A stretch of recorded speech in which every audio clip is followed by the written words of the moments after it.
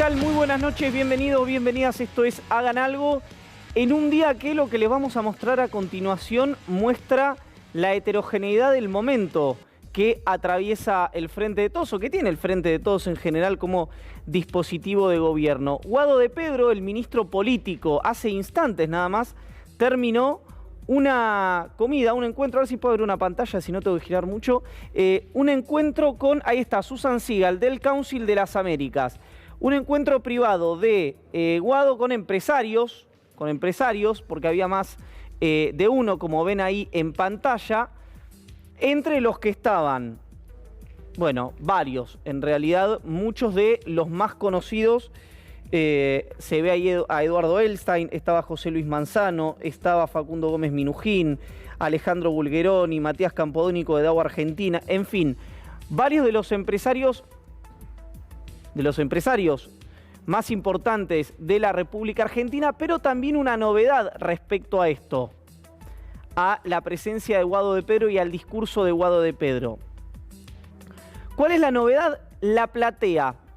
¿Por qué la platea? Porque aparentemente, por lo que pude hablar con los hombres de negocios que estuvieron ahí, el discurso de Guado de Pedro fue parecido al que dio en el Centro Interamericano de Comercio y Producción. ¿Cuál era la novedad en el CICIP? ¿Cuál es la novedad? Sí, empresarios para el plural en el GRAF. Que en este caso lo escuchaban también empresas tecnológico-financieras de los Estados Unidos. ¿Y por qué también es relevante esto? Por la presencia recién en el Council de las Américas, en el Hotel Alvear, de Mark Stanley, el embajador de los Estados Unidos en Argentina, y de Jorge Argüello, el embajador argentino en los Estados Unidos. Conjuntamente anunciaron 3 viajes, entre los cuales se destaca de manera muy pero muy gravitante el viaje que va a hacer, obviamente, el ministro de Pedro con los gobernadores del Norte Grande a los Estados Unidos. Esto, ¿por qué es importante?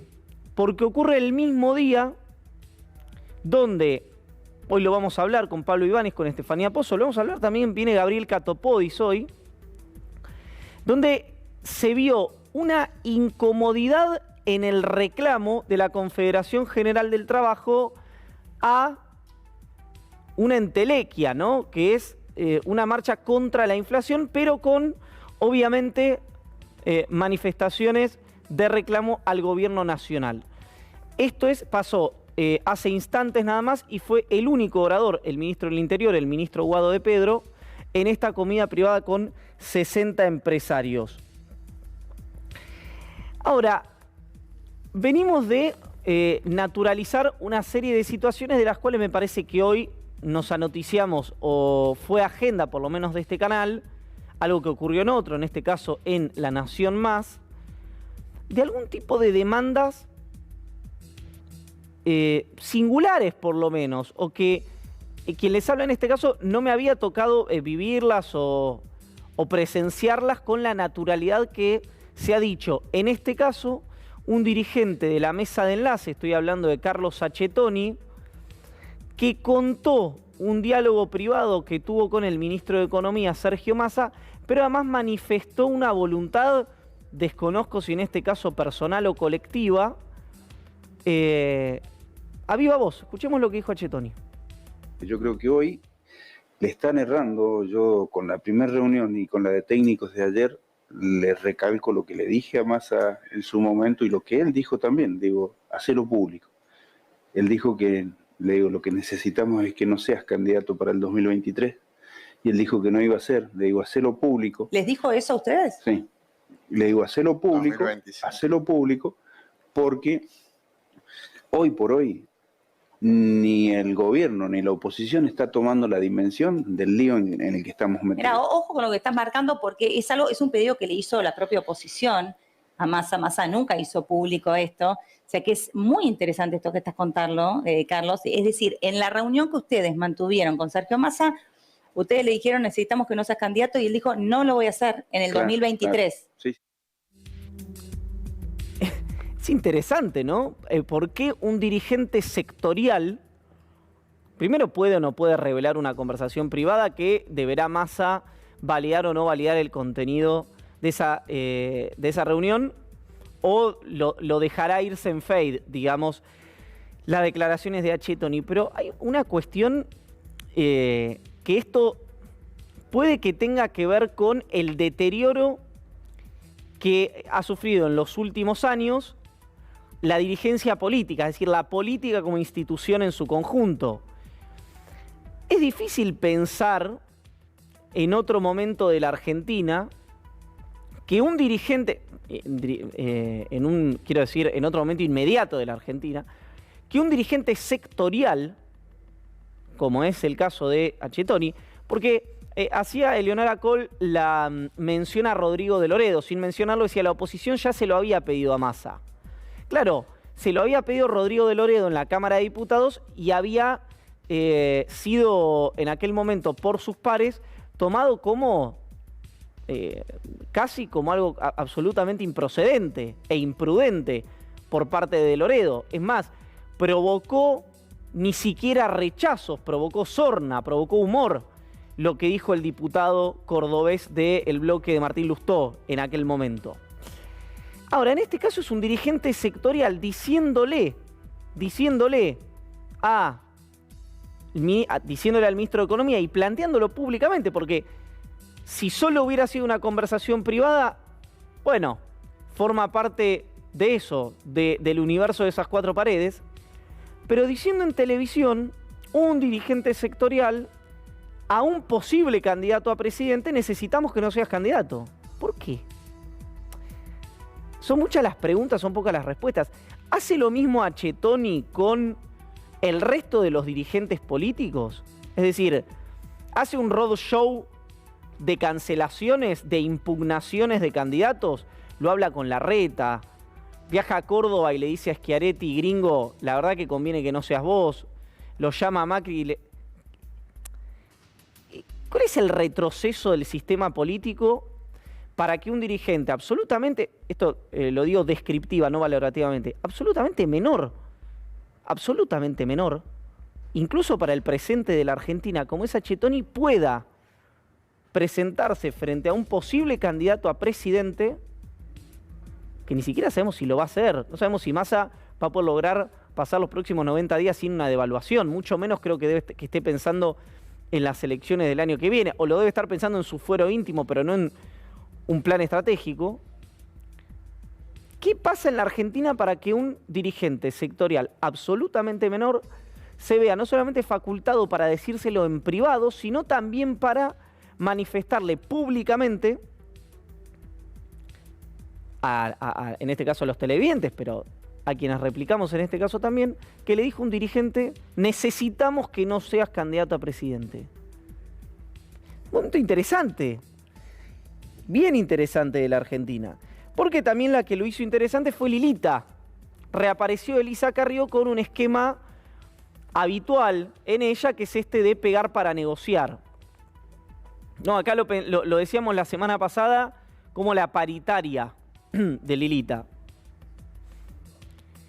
Esa paritaria que se la hace permanentemente al gobierno de la Ciudad de Buenos Aires, pero también a Macri. ¿Por qué? Porque ¿cuál era la idea o cuál es la idea a la que quiere volver Lilita? Aquel momento en el que ella, Macri, el presidente de la Unión Cívica Radical, difícil que sea hoy ese esquema por el enfrentamiento tan fuerte que tienen Morales y Macri, decidían las listas a lo largo y ancho de la Argentina, y ahí Carrió tenía mucha más representación institucional de la que pasó a tener cuando Juntos por el Cambio empezó a utilizar las PASO como mecanismo de selección de candidatos y no el dedo del expresidente Macri o de los líderes fundadores de la coalición cívica.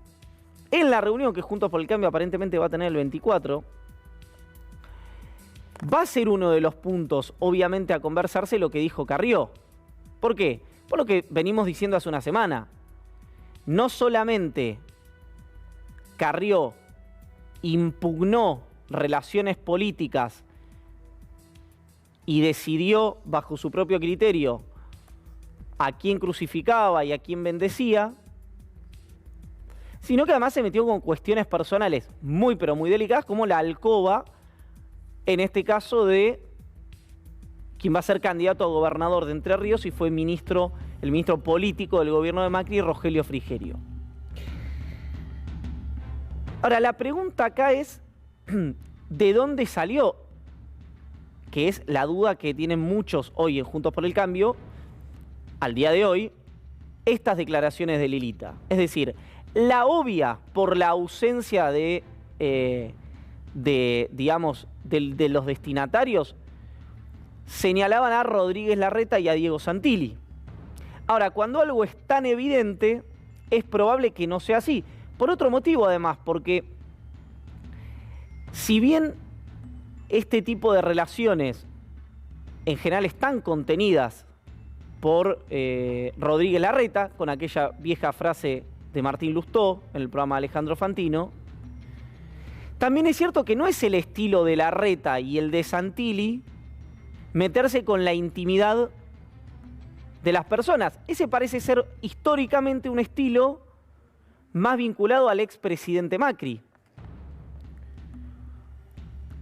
Y que además cuando uno mira, excepto el caso de Cristian Ritondo, que fue uno de los más señalados por Carrió, el resto es gente con la que obviamente Mauricio Macri tiene una relación esquiva.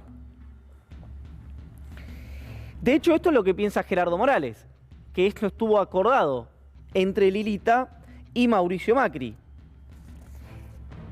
Y Macri cree que el chat que se filtra en el que le dice a Lilita,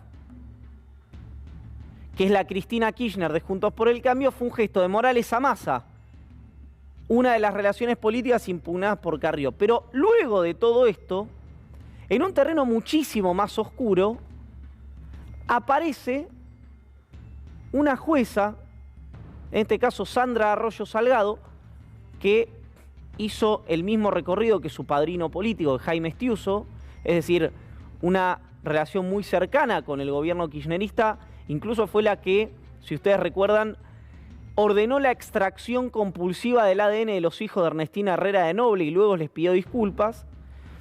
Y años después fue la principal referente en contra del gobierno de Cristina Kirchner, luego de la muerte de su exmarido, el fiscal Nisman, y el descabezamiento de la Secretaría de Inteligencia del Estado. ¿Qué hizo?